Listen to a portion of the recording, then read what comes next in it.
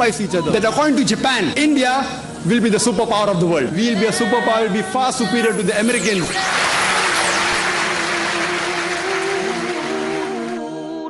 Alhamdulillah. Wassalatu wassalamu ala rasulillah wa ala alihi wa sahbihi ajmain. Amma ba'd. A'udhu billahi minash shaitanir rajim. Bismillahir rahmanir rahim. Udu ila sabili rabbika bil hikma wal mau'izatil hasana wajadilhum billati ahsan. Rabbi shrah li sadri wa yassir li amri wahlul 'uqdatam min lisani yafqahu qawli. সবাইকে স্বাগত জানাই Islamic সম্ভাষণে। আসসালামু আলাইকুম ওয়া রাহমাতুল্লাহি ওয়া বারাকাতুহু। আল্লাহর দয়া, শান্তি ও রহমত আপনাদের সবার উপর বর্ষিত হোক। আপনারা ইসলাম ও কম্পারেটিভ রিলিজিয়নের উপরে যে কোনো প্রশ্ন করতে পারেন। যদি কেউ প্রশ্ন করতে চান তাহলে করতে পারেন। আসসালামু আলাইকুম। ওয়ালাইকুম আসসালাম ওয়া রাহমাতুল্লাহ। স্যার, কোরআন আমাদের বলছে নামাজ পড়ো, আর নবীজি নামাজের নিয়মগুলো বলে গিয়েছেন যে এই নিয়মে নামাজ পড়তে হবে। তো ইসলামে তাবলিগ করার ব্যাপারে কি কিছু বলা আছে কোরআন অথবা হাদিসে? এমন কোনো কথা কি তাবলিগ নিয়ে আছে? ভাই প্রশ্ন করলেন যে পবিত্র কোরআন আমাদের নামাজ পড়তে বলছে, আর হাদিসে আছে নবীজি সাল্লাল্লাহু আলাইহি ওয়াসাল্লাম বলেছেন কিভাবে নামাজ পড়তে হবে। আপনি প্রশ্ন করলেন এমন কোনো কথা কি আছে যেখানে নবীজি বলেছেন তাবলিগ করতে হবে? আপনি কোরআন পড়লে দেখবেন পবিত্র কোরআনে এমন অনেক আয়াত আছে যেখানে ধর্মপ্রচার নিয়ে বলা হয়েছে, এমন অনেক হাদিসও আছে। এগুলো আমাদের গাইডলাইন।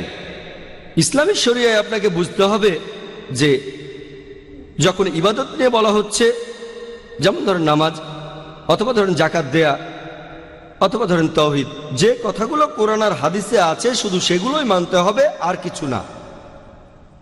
কোরআন আর হাদিসে যা বলা আছে শুধু সেটুকুই মানতে হবে। এগুলো বাদে যেসব কথা কোরআন অথবা সহিহ হাদিসে নেই, আল্লাহ বা নবীজি বলেননি, সেগুলো ভুল। যেগুলো বলা হয়েছে সেগুলো ঠিক। ইবাদত বাদে অন্যান্য ক্ষেত্রগুলোতে কোরআন হাদিসের যে সম্পর্কে বলা হয়েছে এটা হারাম, সেটা বাদে অন্য সব কিছু হালাল। তবে ইবাদতের ক্ষেত্রে ইবাদত করার প্রসঙ্গে যেটা বলা হয়েছে সেটা ফরজ, যেটা বলা হয়নি সেটা নিষিদ্ধ। এটা ইবাদতের ক্ষেত্রে। ইবাদত বাদে অন্যান্য ক্ষেত্রগুলোতে যেমন কি কি খাবেন, কি কি পড়বেন, কিভাবে কথা বলবেন, আর ধর্মপ্রচারে যেটার অনুমতি নেই সেটা হারাম। যেটা বলা হয়েছে ফরজ সেটা ফরজ অথবা মুস্তাহাব, এছাড়া উল্লেখ করা হয়নি কিন্তু অনুমতি আছে। সেটা হয়তো প্রকারভেদে হতে পারে ফরজ, অথবা সেটা হয়তো হতে পারে মুস্তাহাব, উৎসাহিত করা হয়েছে, অথবা সেটা হয়তো হতে পারে মুবাহ, অথবা নয়তো মাকরু। যেটাকে বলা হয়েছে হারাম সেটা হারাম, সেটা নিষিদ্ধ। যেটাকে হারাম বলা হয়নি সেটা হালাল, অনুমতি আছে। এবারে এগুলোর মধ্যে সেটা হতে পারে ফরজ মানে আবশ্যিক, অথবা হতে পারে মুস্তাহাব, উৎসাহিত করা হয়েছে, অথবা হতে পারে মুবাহ অর্থাৎ ঐচ্ছিক, অথবা হতে পারে মাকরু, অনুৎসাহিত করা হয়েছে। বিভিন্ন হাদিসের উপর ভিত্তি করে এখন দাওয়া বা ধর্মপ্রচারের ক্ষেত্রে দেখবেন বেশ কিছু গাইডলাইন দেয়া আছে কোরআনে আর হাদিসে। কোরআন ও হাদিসে বেশ কিছু নির্দেশনা আছে। যেমন ধরেন লেকচারের শুরুতে যে আয়াতটা বলেছিলাম, সূরা নাহলের 125 নম্বর আয়াতে আল্লাহ তাআলা আমাদের বলছেন, উদু ইলা সাবিলি রাব্বিকা বিল হিকমা ওয়া মাউযাতিল হাসানাত ওয়াজাদিলহুম বিল্লাতি আহসান। মানুষকে তোমার প্রতিপালকের পথে আহ্বান করো, হিকমত ও সদুপদেশ দ্বারা তাদের সাথে তর্ক করো এবং তাদের যুক্তি দেখাও সবচেয়ে উত্তম আর গ্রহণযোগ্য পন্থায়। এটা হলো দাওয়া বা ধর্মপ্রচার সম্পর্কে পবিত্র কোরআনের একটা গুরুত্বপূর্ণ আয়াত। মানুষ কিভাবে বুঝবে সেটা আলাদা হতে পারে। কিছু লোক বলতে পারে যে হিকমা মানে নরম সুরে বলা, কেউ যাতে আঘাত না পায়। অনেকেই কোরআনের এই আয়াতটা উদ্ধৃতি দেন। একসময় শেখ দিদাত যখন স্টেজে উঠতেন লোকজন বলতো হিকমার সাথে বলেন, পরোক্ষভাবে লোকজন বলছে কঠিনভাবে বলবেন না। কোরআন কিন্তু এমন কথা বলছে না। কোরআন বলছে মানুষকে তোমার প্রতিপালকের পথে আহ্বান করো হিকমত ও সদুপদেশ দ্বারা। তাহলে কোরআন বলছে হিকমত আর সদুপদেশের কথা। এখানে কিছু মানুষ ভুল বুঝতে পারে, তারা ভাবতে পারে যে হিকমত আর সদুপদেশ মানে সবসময় নরম। এটা হতে পারে, বেশিরভাগ সময় নরম থাকবেন, তবে একেবারে 100% নরম থাকলে হবে না। কোরআন বলছে হিকমত আর সদুপদেশ। আর যেটা এক সময় হিকমা, অন্য সময় সেটা হিকমা নাও হতে পারে, এটা পরিস্থিতির উপর নির্ভর করে। আর লোকজন আমাকেও বলে, যখন লেকচার দিতে যাই আমি অমুসলিমদের উদ্দেশ্যে, লেকচারের আগে বলে জাকির ভাই হিকমার সাথে বলেন। পরোক্ষভাবে আমাকে বলছে জাকির ভাই নরম করে, খুব কঠিন করে বলবেন না, আক্রমণ করবেন না। আমি বলছি না যে হিকমা মানে আক্রমণ করা। হিকমা মানে সদুপদেশ, মানে কাজটা ঠিকমতো করতে হবে, তারা যেন ইসলাম সম্পর্কে জানতে পারে। আর আপনারা যদি এই আয়াতের প্রসঙ্গটা দেখেন, সূরা নাহলের 125 নম্বর আয়াতের প্রসঙ্গটা। এটা হচ্ছে কয়েকটা আয়াত আগেই 120 নম্বর আয়াতে বলা হয়েছে যে নবী ইব্রাহিম আলাইহিস সালামের মধ্যে রয়েছে উত্তম দৃষ্টান্ত। তার মানে ইব্রাহিম আলাইহিস সালামের জীবনটা তোমরা দেখো কিভাবে ধর্ম প্রচার করছেন। এবারে ক্রস রেফারেন্স খোঁজেন, দেখবেন যে পবিত্র কোরআনের আরেকটা আয়াত আছে তিনি দেবতার মূর্তি ভেঙেছিলেন। অন্য আরেকটা আয়াত আছে নবী ইব্রাহিম আলাইহিস সালাম তার বাবাকে বলেছিলেন আপনি মুশরিক, তাকে বাসা থেকে তাড়িয়ে দেওয়া হয়েছিল। তাহলে কিছু কিছু ক্ষেত্রে মুশরিককে মুশরিক বলতে হবে, হোক সেই মুশরিক আপনার বাবা, বাসা থেকে তাড়িয়ে দেওয়াও হতে পারে। এটাই হলো হিকমা। মানুষ আসলে পবিত্র কোরআনের অনেক গাইডলাইনই বুঝতে পারে না। এটা হলো একটা গুরুত্বপূর্ণ আয়াত ধর্ম প্রচারে। এরকম আরো অনেক আয়াত আছে, যেমন ধরেন সূরা ইমরানের 64 নম্বর আয়াতে উল্লেখ করা হয়েছে তাআলাউ ইলা কালমাতিন সাওয়াইন বাইনানা বাইনাকুম, এসো সেই কথায় যাহা আমাদের ও তোমাদের মধ্যে এক। প্রথম সাদৃশ্যটা কি? আল্লাহ নাবুদা ইল্লাল্লাহ, যে আমরা আল্লাহ ছাড়া আর কারো ইবাদত করি না। এটা একটা গাইডলাইন, আর আমার মনে হয় আমার মতে এটা হলো ধর্মপ্রচারের একটা মাস্টার কি। কোনো অমুসলিমের সাথে কথা বললে সাদৃশ্যের কথা বলবো, তাদের ধর্মগ্রন্থে যেটা আছে আমাদের ধর্মগ্রন্থে যেটা কমন তাকে অন্তত সেটা মানতে বলবো। আর এখানে সবচেয়ে গুরুত্বপূর্ণ এই সাদৃশ্যের কোরআন বলছে সেটা আল্লাহ নাবুদা ইল্লাল্লাহ, আল্লাহ ছাড়া কারো ইবাদত করি না। তাহলে ধর্মপ্রচারের সবচেয়ে গুরুত্বপূর্ণ দিকটা হলো তৌহিদ। এভাবে কোরআনে কিছু গাইডলাইন দেয়া আছে, হাদিসে কিছু গাইডলাইন আছে। যেমন আমাদের নবীজি বলেছেন, এটার উল্লেখ আছে সহিহ বুখারীতে, বাল্লিগু আন্নি ওয়াল আয়া, মাত্র একটা আয়াত জানলেও ধর্মপ্রচার করো। আপনি যদি ইসলাম সম্পর্কে একটা আয়াতও জানেন আর জানেন সেটা ঠিক, তাহলে প্রচার করেন। পবিত্র কোরআনে এরকম আরো অনেক আয়াত আছে আর হাদিস যেখানে দাওয়ার কথা বলা হয়েছে। তবে এটা যেহেতু এমন না যে সালাত, যাকাত বা তৌহিদ অথবা কোরআন আর হাদিসে যেটার উল্লেখ আছে তার কিছু আছে ফরজ, কিছু আছে মুস্তাহাব। কোরআনের সেই আয়াত অথবা হাদিসের প্রসঙ্গের উপর নির্ভর করে। তবে ধরেন আমি মাইক্রোফোনে কথা বলছি, প্রশ্ন করতে পারেন নবীজিকে মাইক্রোফোনে কথা বলেছিলেন? না, নবীজি বলেননি। তাহলে মাইক্রোফোনে কথা বলা কি বিদআত? এটা কি হারাম? আমি বলবো না, এটা ব্যবহার করছি ধর্মপ্রচারের জন্য আর সেটাই গুরুত্বপূর্ণ। ধর্মপ্রচার করা ইসলামে ফরজ, তবে এই ক্যাটাগরিতে পড়ে না। যেমন সালাত বা যাকাত, ধর্মপ্রচার করা ফরজ, আবশ্যিক, কোনো সন্দেহ নেই। তবে কিভাবে করতে হবে সেটার গাইডলাইন পাবেন কোরআন আর হাদিসে। তবে একটা সহিহ হাদিসও যদি বলে মাইক্রোফোনে কথা বলো না, তাহলে মাইক্রোফোনে কথা বলা হারাম, বুঝলেন?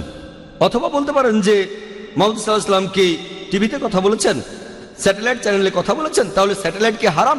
এখন কোরআনের মাধ্যমে কথাটাকে পরীক্ষা করুন, যদি শরিয়ার কোনো নিয়ম না ভাঙে তাহলে হালাল, যদি নিয়ম ভাঙে তাহলে হারাম। বেশিরভাগ টেলিভিশন প্রোগ্রামই হারাম, কারণ এগুলোতে থাকে অশ্লীলতা, অনইসলামিক অনুষ্ঠান। তবে এরকম অনুষ্ঠান না থাকলে সেটা হবে হালাল। আমরা এটাকে ব্যবহার করতে পারি এই মিডিয়াকে ইসলাম প্রচারের জন্য, যদিও কোরআন আর হাদিসে এর উল্লেখ নেই। তবে একটা আয়াত এমন বলছে, মানুষকে তোমার প্রতিপালকের পথে আহ্বান করো হিকমত ও সদুপদেশ দ্বারা। আমার হিকমা হিসেবে স্যাটেলাইট চ্যানেলকে ব্যবহার করছি। তাহলে গাইডলাইনগুলো আছে। তবে যদি দাওয়ার কাজে এমন কিছু ব্যবহার করি যেটাকে বলা হয়েছে হারাম পবিত্র কোরআন আর হাদিসে, সেটা ভুল। আপনি এখানে সালাত সম্পর্কে যেটা বললেন, সালাত ইসলামের 5টা স্তম্ভের মধ্যে একটা, অথবা ইবাদতের মধ্যে একেবারে প্রথম সারির, যেমন তৌহিদ, সালাত, যাকাত, রোজা, হজ।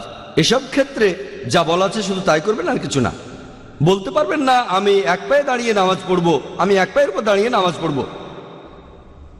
এখন নবীজি কথা বলেননি যে এক পায়ে দাঁড়িয়ে নামাজ পড়াটা হারাম। কি পড়তে পারবে? না, পারবেন না, কারণ এটা ইসলামের 5টা স্তম্ভের একটা। কিন্তু ধরেন আপনি অসুস্থ আর সমস্যা থাকলে বসে নামাজ পড়তে পারেন, এ কথা কোরআন বলছে, হাদিসও বলছে। গাইডলাইনটা আছে, যেটার অনুমতি আছে সেটা হালাল। ধর্মপ্রচারের ক্ষেত্রেও একটা গাইডলাইন আছে, আলহামদুলিল্লাহ কোরআন এবং হাদিসে আছে। গাইডলাইনটা মেনে চলেন যেন শরিয়ার কোনো আইন না ভাঙেন।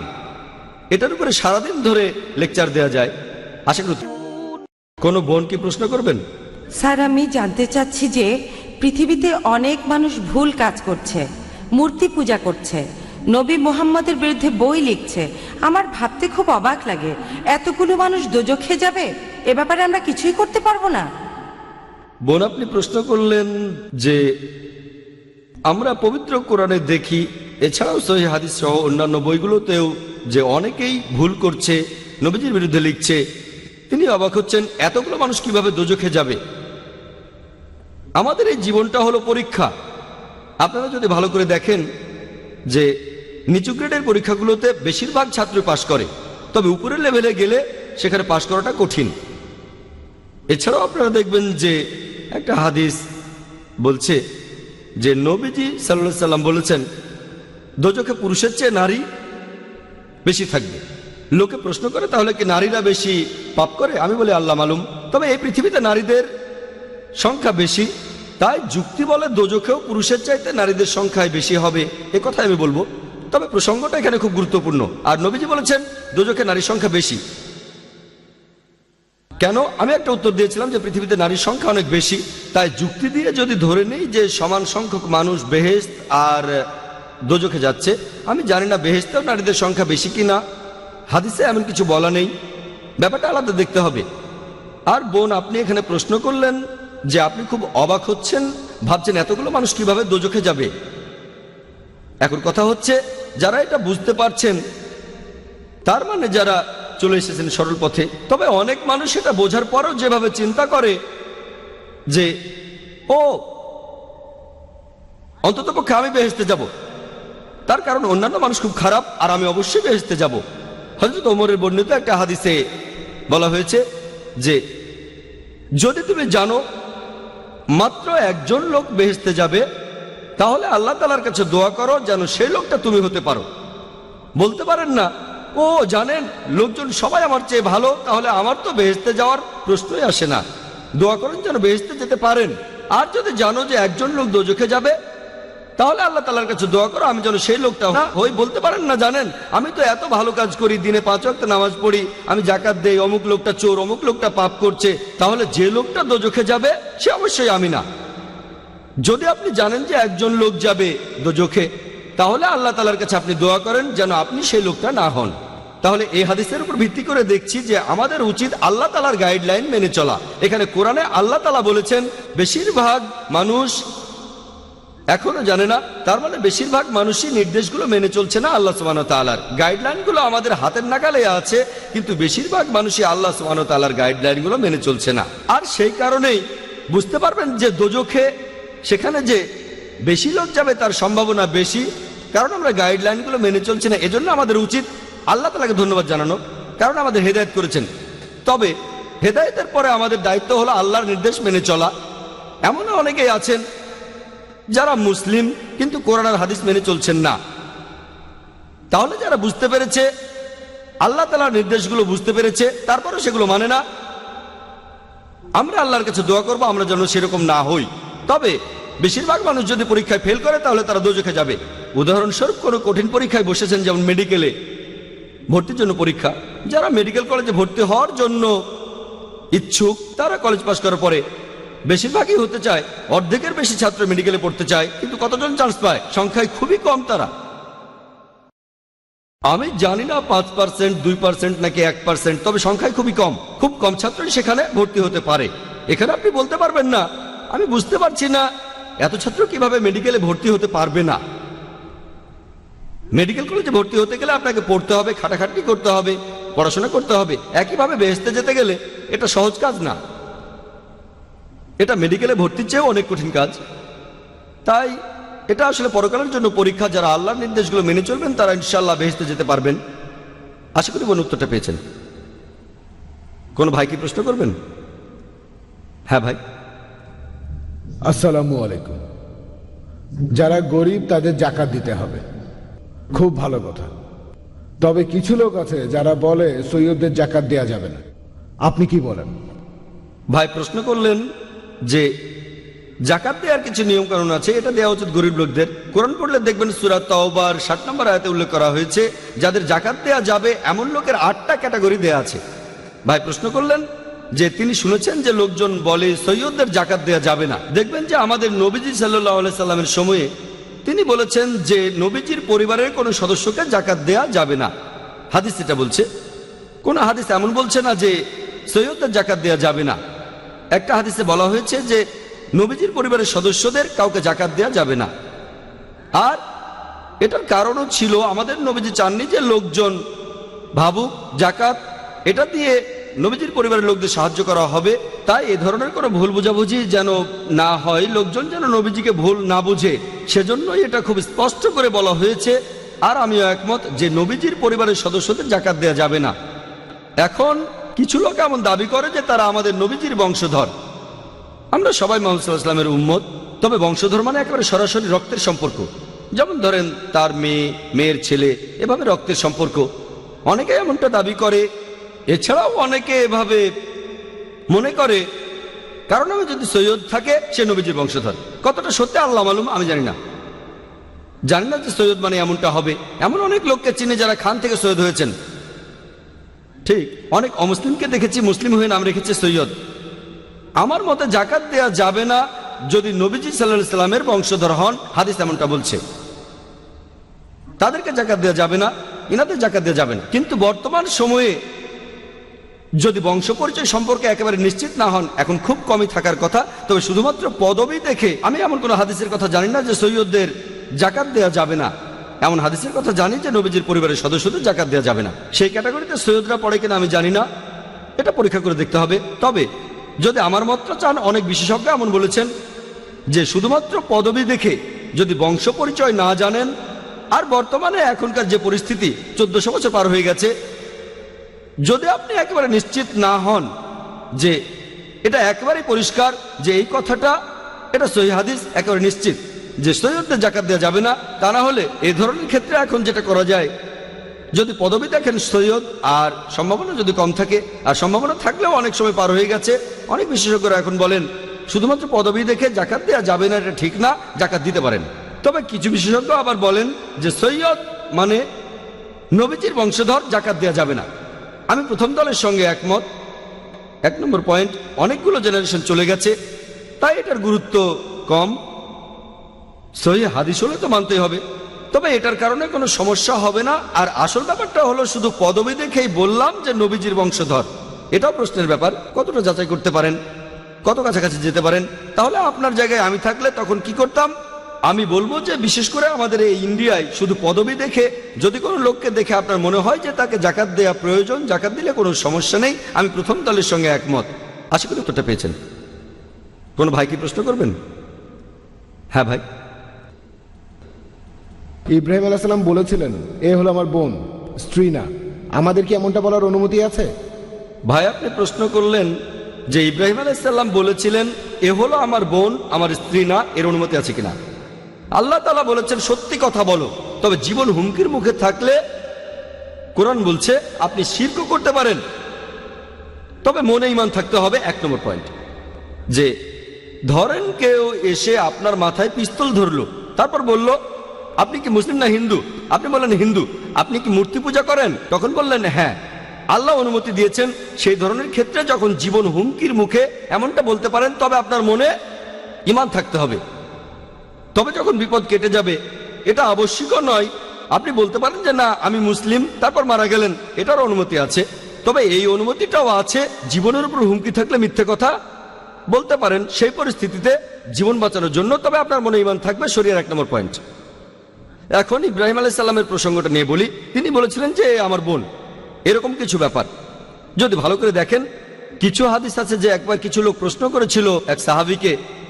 সাহাবীগণ মাশাআল্লাহ সত্যবাদী ছিলেন। তারা এমন কিছু বলেন যে উত্তরটা সঠিক, কিন্তু হয়তো তারা পুরোপুরি সত্যটা বলেননি।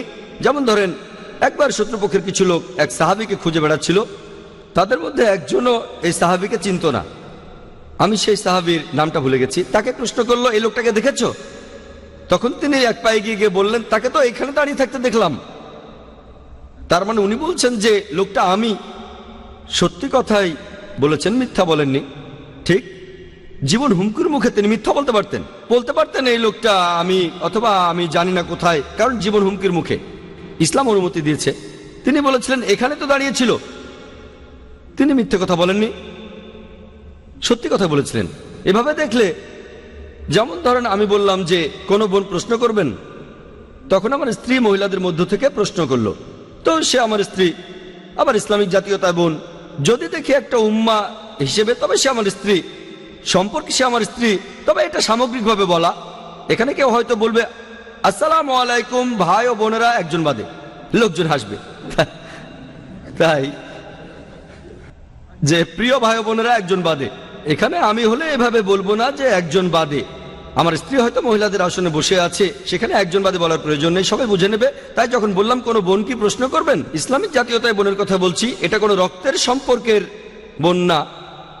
ঠিক একইভাবে আমি জানি না ইব্রাহিম আলাইহিস সালাম কেন বলেছিলেন, আর সত্যি কথা বলতে কোরআন পরিষ্কারভাবে বলছে ইব্রাহিম আলাইহিস সালাম ছিলেন সত্যবাদী নবী, অন্য নবীরা সত্যবাদী ছিলেন না এমন না।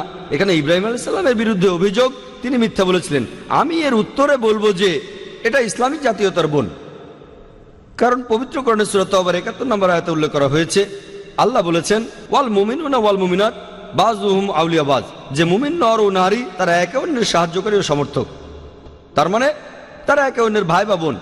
এভাবে দেখলে এখন ইব্রাহিম আলাইহিস সালাম কোন প্রসঙ্গে বলেছিলেন, এখন কোরআনে কথা বলছে নবী ইব্রাহিম সত্যবাদী নবী, আমি সেটা মানি। হয়তো বুদ্ধি করে এটা বলেছিলেন, তিনি চেষ্টা করেছিলেন যে কোনো মিথ্যে বলবেন না, তারপর বিপদ থেকে বের হয়ে আসতে পারবেন। আশা করি উত্তরটা পেয়েছেন। কোন ভাই প্রশ্ন করবেন? হ্যাঁ ভাই। আসসালামু আলাইকুম ভাই। ওয়ালাইকুম আসসালাম রহমতুল্লাহ। আপনি শ্রী শ্রী রবিশঙ্করের সাথে একটা সিম্পোজিয়াম করেছিলেন, সেই আলোচনা অনুষ্ঠান এবং তার পরবর্তী অভিজ্ঞতাটা সম্পর্কে আমাদের কি কিছু বলবেন? ভাই প্রশ্ন করলেন যে কয়েক মাস আগে আমি শ্রী শ্রী রবিশঙ্করের সঙ্গে একটা সিম্পোজিয়াম করেছিলাম, আপনি এই অনুষ্ঠানটার পরের অভিজ্ঞতাটা জানতে চাচ্ছেন। সেই সিম্পোজিয়ামে ঠিক পরের দিনই আবার আলোচনা হয়েছিল, এখানে এই অডিটোরিয়ামে হয়েছিল। আগের আলোচনার টপিকের ধারাবাহিকতায় concept of God in Hinduism and Islam, Shri Shri Ravishankar আর আমার মধ্যে আলোচনার দ্বিতীয় পর্ব এই অডিটোরিয়ামে। কারণ আগের আলোচনায় খেয়াল রেখেছিলাম যাতে কারো অনুভূতিতে আঘাত না লাগে, যেটা চেষ্টা করেছিলাম প্রচার করতে ইসলাম, সেটা করেছি। তবে পরের পর্বটা একটু খোলামেলা ছিল। আগে এই কথাগুলো আমি বলিনি কারণ লোকজন তাতে আঘাত পেতে পারে, তবে প্রধান উদ্দেশ্য ছিল ইসলাম প্রচার করা। সেই আলোচনায় আমি বলেছি অনেক কথাই ওনার বইতে আছে যেগুলো ইসলামের বিরুদ্ধে, অনেক কিছু হয়তো টপিকের বাইরে, কিছু পয়েন্ট ছিল যেগুলো টপিকের ভেতরে, এছাড়াও কিছু পয়েন্ট ছিল যেগুলো আমাদের টপিকের বাইরে। এই পর্বটা আসলে করা হয়েছিল যেন মানুষ জানুক, পৃথিবী জানুক যে উনার লেখা বই the common thread between Hinduism and ইসলাম, সেখানে অনেক ভুল আছে। সত্যি বলতে সংশোধন করতে গেলে বইয়ের পাতাই থাকে না, সেখানে কয়েকশো ভুল আছে। এটাই পরিষ্কার করেছি যে তিনি কিছু ভুল করেছেন, তিনি এমন অনেক কথাই বলেছেন যেগুলো ঠিক না। এটাই ছিল সে পর্বটা, আর তিনি খুবই জনপ্রিয়, সেজন্য আলোচনাটা আরেকটা পর্ব করেছি, আরো বিস্তারিত বলেছি, আর এটাও ইনশাল্লাহ তাড়াতাড়ি বাজারে আসবে। আশা করি উত্তরটা পেয়েছেন। ওয়া আখিরু দাওয়ানা আলহামদুলিল্লাহি রাব্বিল আলামিন।